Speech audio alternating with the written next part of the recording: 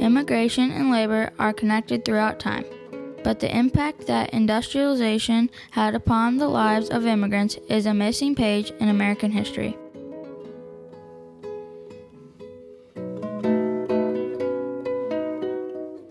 In 1910, the Mexican Revolution erupted when the government became increasingly unstable, leading to social upheaval, famine, economic chaos, and the loss of more than 2 million Mexican lives. During the same period, the U.S. faced an industrial challenge. Railroad companies felt the effect of the 20% immigration restriction that Congress had placed on Asian and European immigrants. Cheap labor was necessary to keep the tide of economic growth high, especially in the railroad industry, so the United States looked to Mexico. Dr. Antonio Delgado stated immigration was easy. There was a 5-cent border tax, and that's all it cost to enter the United States. There were only 120 border agents to police the 2,000-mile-long border. The 1912 edition of the Galesburg Railway Age Gazette stated, "The Mexican possesses a number of characteristics which tend to make him a good trackman." Mexicans were in great demand and the leading source of labor in the railroad industry.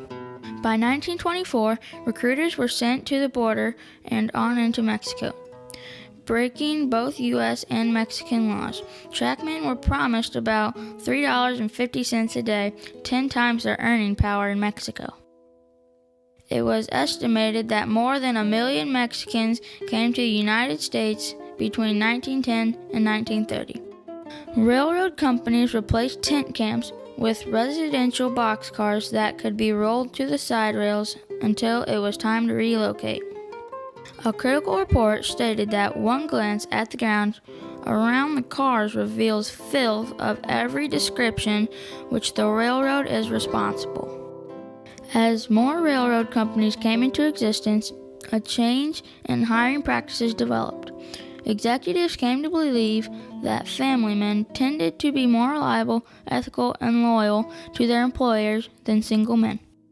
An improvement in cleanliness, sanitation, and healthy living was anticipated, but little funding and consideration was given to the living conditions that were about to be created. The Chicago, Burlington, and Quincy Railroad and the Atchison, Topeka, and Santa Fe Railway system were hiring in Galesburg, Illinois. By 1927, 20 railroad camps sprouted up across Illinois. Each camp housed between 75 and 200 people. The establishment of boxcar communities did not go unnoticed.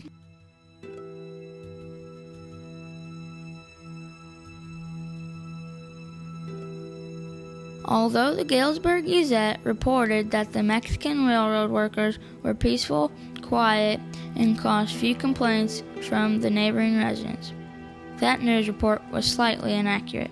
Mayor Sal Garza stated that there were actually 2 communities in Galesburg.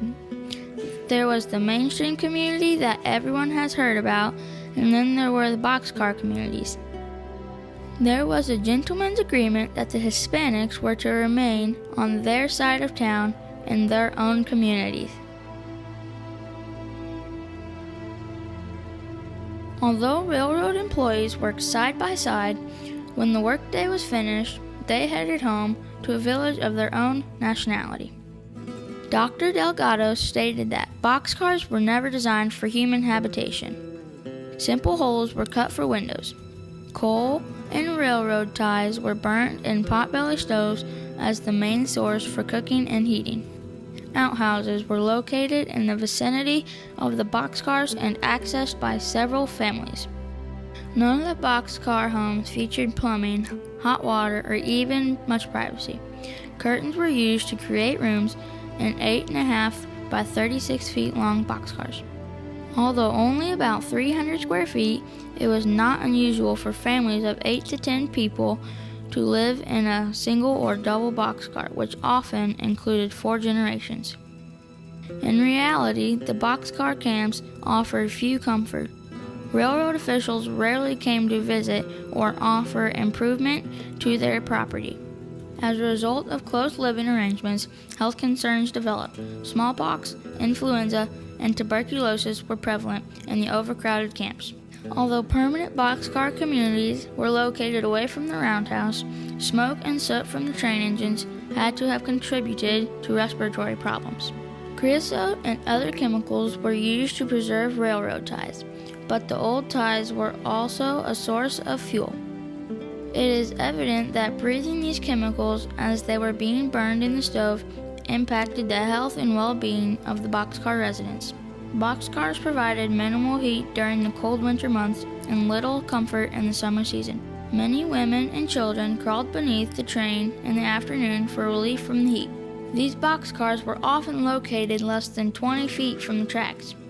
The convenience of proximity and free rent took a terrible toll on the inhabitants. Accidents were a common occurrence. As long as city officials or social workers turned a blind eye to these conflicts, the railroad companies made few changes.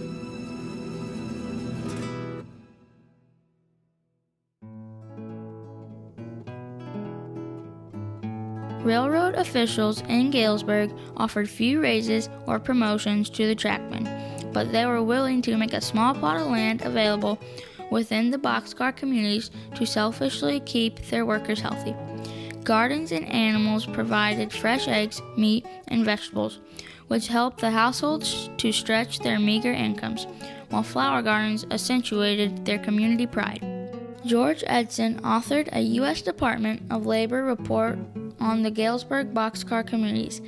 He stated that the cars are kept clean and at any time one can see a woman or two washing or scrubbing. Chickens, cats, dogs, and children play together around the houses. This was not the memory of many residents. Fearing retribution, many trackmen did not complain to the railroad officials about their living and working conditions, but did confide in social workers and health advocates only if their grievances remained anonymous.